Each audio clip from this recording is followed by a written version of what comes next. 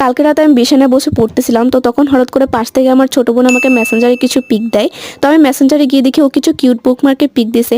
আর আমি যখন ওকে জিজ্ঞেস করলাম এগুলো কি, ও তখন আমাকে বলে এরকম বুকমার্কগুলো নাকি ওকে বানিয়ে দিতে হবে। তো আমি তো কোনো মতেই এত শীতের মধ্যে ওকে এগুলো বানিয়ে দিতে পারবো না, তাই সকালেই বানিয়ে দিব বললাম। আর সকাল হতে আমি বানানো স্টার্ট করে দিলাম।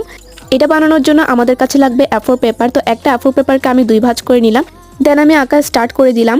আর এটা বানাতে আমার খুবই মজা লেগেছে, খুবই ইজি এটা বানানো। তোমরা চাইলে কিন্তু এটা ট্রাই করতে পারো।